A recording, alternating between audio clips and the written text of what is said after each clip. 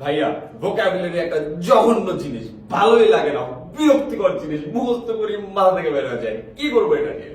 সবার সমস্যা একটা জিনিস নিয়ে, এই ভোকাবুলারি কেউ দেখতে পারে না। যাকে বলি ভোকাবুলারি একটু পড়ো, মুখস্থ করো, মাথায় নাও, প্র্যাকটিস করো, মনে থাকে না, কি করবো? সো তোমাদের কয়েকটা ছোট অ্যাডভাইস দিতে চাই, যে জিনিসটা হয়তো তোমাদেরকে হেল্প করবে ভোকাবুলারিটাকে আরেকটু বেশি মাথার মধ্যে গেঁথে দেওয়ার জন্য, বা আরেকটু বেশি আয়ত্তে আনার জন্য।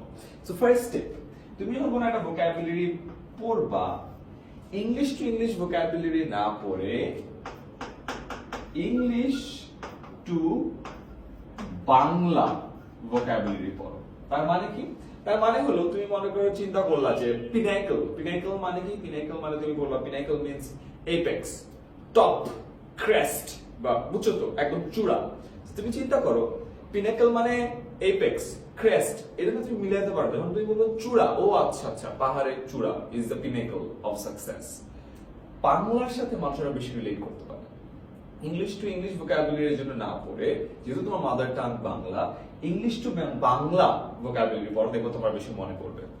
2 নাম্বার, যখন একটা ভোকাবুলারি পড়ছো, চেষ্টা করবা ওই ভোকাবুলারির একটা সেন্টেন্স পড়ে ফেলতে। কেন? তার কারণ হলো, ওই ভোকাবুলারির অর্থ তুমি ভুলে যাবা, কিন্তু বাক্যে ব্যবহৃত শব্দের মিনিংটা তোমার মাথায় থেকে যাবে। এবং কোনো কারণে ভোকাবুলারি যদি ভুলেও যাও, ওই যে বাক্যে যে ব্যবহার করেছিলা, ওই বাক্যর কথা মনে পড়ে ওই ভোকাবুলারির অ্যাকচুয়াল মিনিংটা কি ছিল ওটা তোমার মনে আসবে। ফর এক্সাম্পল, ভার্বোজ, ভার্বোজ মানে অনেক বাচ্চা, অনেক যে কথা বলে। তোমার একটা ফ্রেন্ড মনে করো, নাম হলো সাইফ, ও অনেক বাচ্চা। সাইফ ইজ আ ভার্বোজ পারসন, এটা 3-4 বার পড়বা।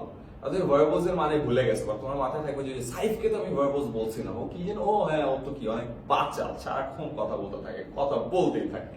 সেই সেন্টেন্সের কনটেক্সটের কারণে ভোকাবুলারি তোমার মাথায় চলে আসবে। থার্ড ওয়ান, যখন একটা ভোকাবুলারি করবা,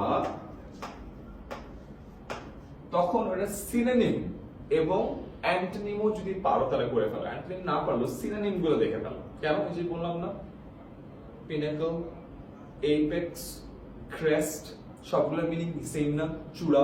তো তুমি যখন একটা পড়ছো, একসাথে তোমার 3টা পড়া হয়ে যাচ্ছে। তো একসাথে একটা পড়ার সাথে যদি তুমি 3টা করে পড়তে থাকো, 1000 ওয়ার্ড পড়লে 3000 ওয়ার্ড পড়া হয়ে যাচ্ছে না? তুমি 3 times efficient then other people. তো যখন পড়ছো, সিনোনিম গুলো মাথায় রেখো। And then finally the routine. তোমাদেরকে যদি আমি একটা রুটিনের কথা বলি, মনে করো Friday, Saturday, Sunday, Monday, Tuesday, Wednesday, Thursday, right? এটা হলো তোমার রুটিন।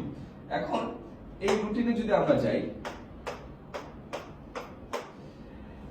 প্রতিদিন যেটা পড়ছো ওইটা পরের 2 দিন রিপিট করবা।